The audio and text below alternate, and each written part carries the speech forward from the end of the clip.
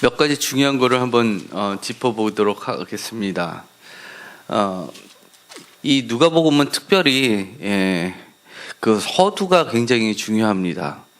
그 데오빌로 각하에게 보내는 헌정사를 통해 가지고 누가복음을 기록하고 있는데요. 이렇게 로마 시대에서는 이렇게 헌정사는 굉장히 중요한 위치를 차지했습니다. 왜냐하면 이 사람 어떤 글을 작성을 할 때 후원자가 있었고요. 그래서 그 후원을 하는 사람한테 돈을 받아가지고 이렇게 비싼 기록물을 남겨서 그것을 그 사람한테 주면서 이 맨 앞에 서두에 이런 식으로 그 사람에 대한 고마움을 표시하는 그런 것들이 일반적인 형태였습니다. 그래서 이 누가복음서는 그 당시의 시대적 상황을 굉장히 잘 그려내고 있다고 할 수 있습니다. 그 중에서요, 처음부터 목격자와 말씀에 일꾼된 자들이라는 것은 1세대를 얘기하고요. 그 다음에 붓을 든다고 내력을 저술하고 붓을 든 사람이 많고, 근데 그 모든 일을 그놈부터 자세히 미루어 살핀다. 이렇게 했으니까, 맨 처음에 목격자가 있고요. 목격자고 말씀에 일꾼된 자들은 이제 사도들이 되겠죠. 그 다음에 일꾼자 된 자들이 전하여 준 것을 들은 자들이 있죠. 그 다음에 그 내력을 저술하려고 붓을 든 사람들이 이제 2세대가 되겠고요.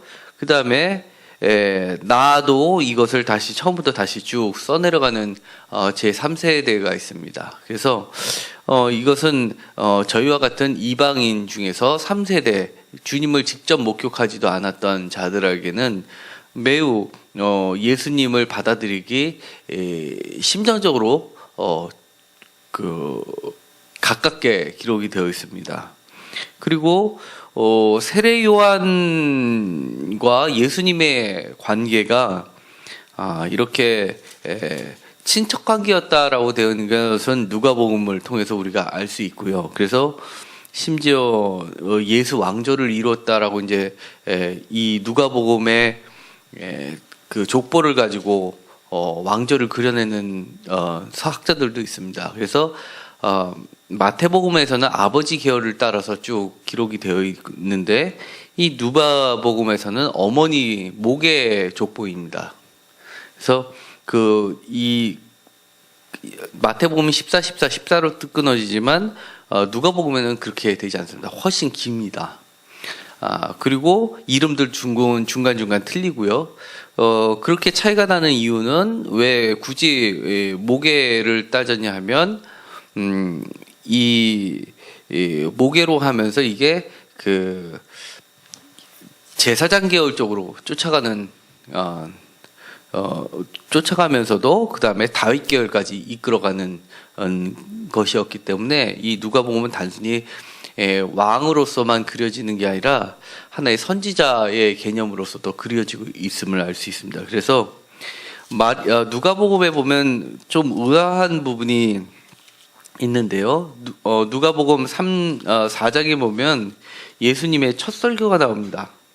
4장 16절에서 나사렛에서 예수님의 첫 설교가 나오는데요. 이사야서를 근거로 하고선 주의 성령이 내게 임하였으니 기름을 부으시고 하면서 전파하면서 억눌린 자, 가난한 자, 이런 빚진 자들에 대해서 은혜의 해를 전파하는 것인데 이 은혜의 해라는 건 신년을 의미합니다. 그런데 이렇게 은혜스러운 말을 이렇게 전파했는데 또 불구하고 그 결말은 29절에 보면 산 난떨어지로 끌고 가서 밀어서 예수님을 죽이려고 하는 모습으로 끝납니다.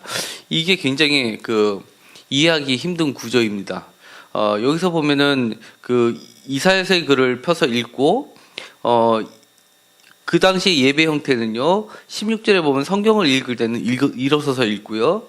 그 다음에 가르치실 때는 20절에 보면 앉으셔서 가르치는 형태로 되어 있습니다. 이것이 그 당시의 예배의 형태였고요. 그래서 앉으셔서 그들을 가르치는 거고요. 그들의 첫 번째 반응은 은혜롭다라는 겁니다. 22절에. 그런데 갑자기 여기서 끝냈으면 참 좋았을 텐데 예수님께서 스스로 화를 자초하는 설교를 하십니다. 그것이 바로 열왕기서에 나와 있는 그 엘리사 얘기를 꺼내면서 그것도 사렙다 과부 얘기를 꺼내시면서 그 다음에 나아만 장군 얘기를 꺼내면서 고향에서는 환영을 받지 못하고 오히려 이방 사람들한테 환영을 받는 얘기를 하면서 스스로 올매에 걸리게 됩니다. 그래서 도대체 왜 앞에서 끝나지 않고 이렇게 끝났을까라는 것이 굉장히 의아한데요. 이것은 누가복음 저자가 특별히 예수님을 그리고 싶어하는 모습이 있었기 때문에 그렇습니다. 그것은 배척받는 선지자의 모습으로 예수님을 그리고 있는 겁니다. 그래서 이 부분을 이해해야지만 누가복음 전체의 예수님의 모습을 이해할 수 있는 열쇠가 되기도 합니다. 그래서 결국 선지자를 죽이는 조상들의 죄를 범하듯이 지금 이 세대도 악한 세대도 예수님을 죽이는 세대로 그리고 있습니다. 그리고요. 누가복음에서는 굉장히 귀한 얘기들이 많은데요. 특별히 이방인들에 대한 관심, 그 다음에 버림받은 자들의 관심, 여인들에 대한 관심이 굉장히 지대한데요. 예를 들어서 예수님의 탄생에 초청받은 자들은 바로 2장에 보면 8절에 보면 목자들이 우선 초청이 됩니다. 우선적으로요. 그래서 특별히 이 누가복음의 관심이 어디에 있는지를 알 수 있고요. 그 다음에 성전에서 성령의 누가복음과 사도행전은 성령 충만을 많이 얘기하는데요. 성령 충만에 대한 얘기가 첫 번째 나오는 게 바로 이 사가랴에서 성령 충만함 얘기가 15절에 나오게 됩니다. 그리고요. 또 성령 충만한 것이 1장 41절에 엘리사벳이 또 성령 충만함을 받아서 노래를 부르게 되고요. 그 다음에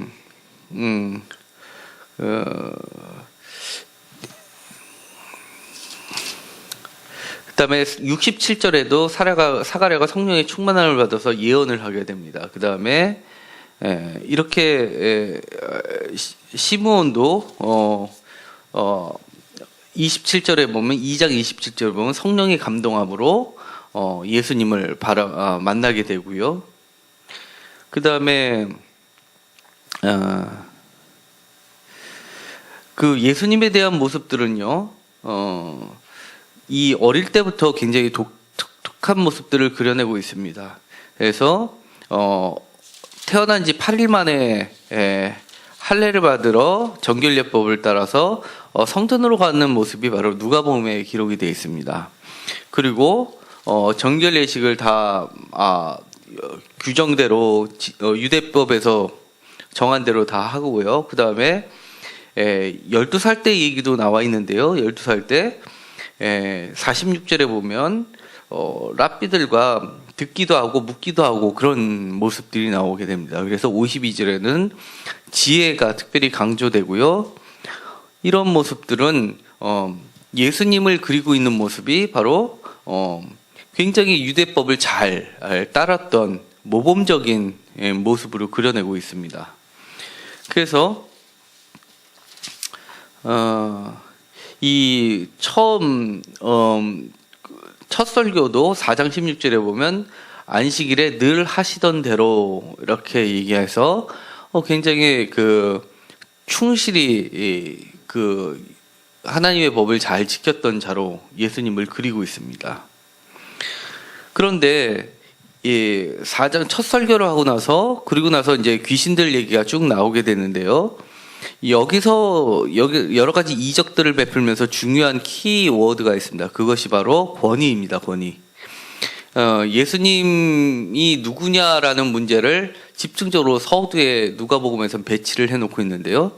그래서 단순히 귀신들을 쫓아내는 축기에 누가복음 관심을 두는 게 아니라요.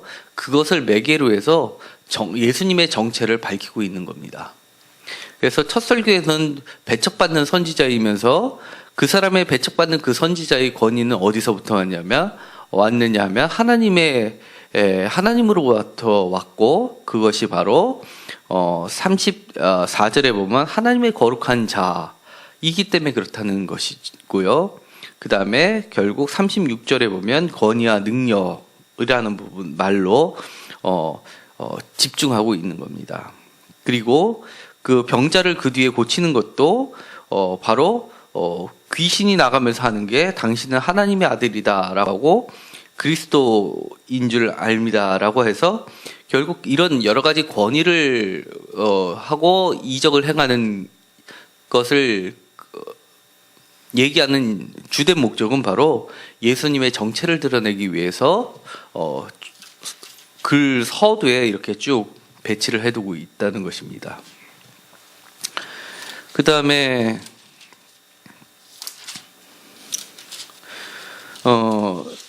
이 마리아의 찬가가 1장 46절부터 마리아의 찬가가 나오는데요.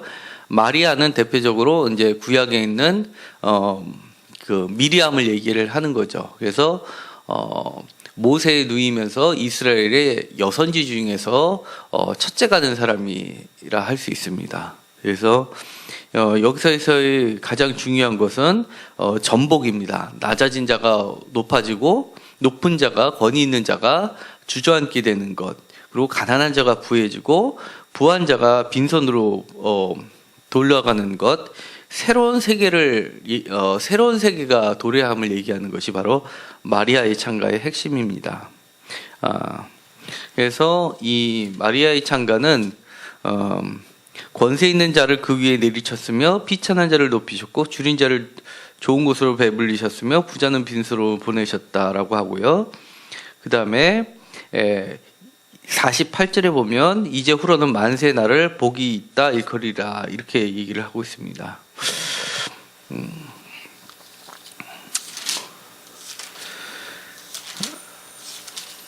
그 다음에 또 특별하게 좀 주의를 해야 되는 것은요, 7장에 죄 많은 여인 얘기가 나옵니다. 향유를 붓는 사건이 나오는데요. 그 향유를 붓는 사건이 다른 데선 이게 사복음서에 다 나오는데요. 다른 복음서에서는 한결같이 예수님의 장사를 기념하는 텍스트로 사용이 되는데요.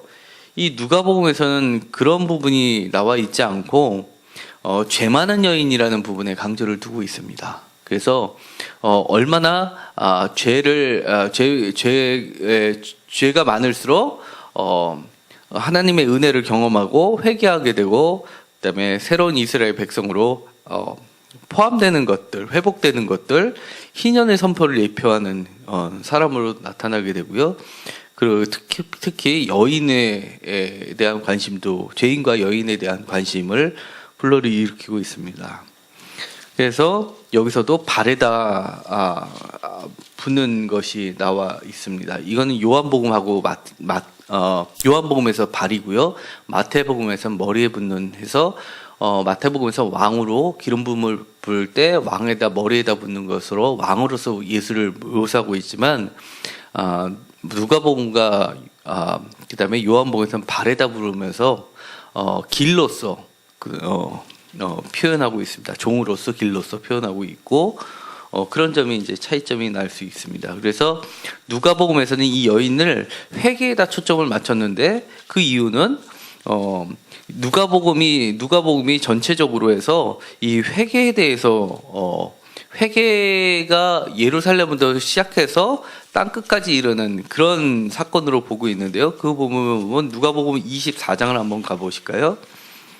누가복음 24장 47절에 보면요, 맨 뒤에 보면 또 그의 이름으로 죄 사함을 받게 하는 회개가 예루살렘에서 시작하여, 뭐가요? 회개가 예루살렘에서 시작하여 모든 족속에 전파될 것을 기록한다라는 부분이 이제 마지막에도 강조가 되어 있는 것처럼 이렇게 회개의 역사들을 다루고 있습니다. 그래서 이스라엘에 회복하는 것들, 그다음에 세례 요한의 설교도 누가복음에서 굉장히 중요한 위치를 차지하고 있는데요.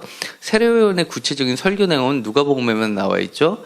근데 거기에서도 마찬가지로 회개가 어떤 것인지를 구체적으로 얘기하고 있습니다. 받은 봉급을 족한 줄로 여겨라, 뭐 이런 얘기들이 나오게 됩니다. 이것으로 마치기로 하겠습니다. 기도하고 마칠게요. 하나님 감사합니다. 우리가 예수를 더 알기를 원합니다.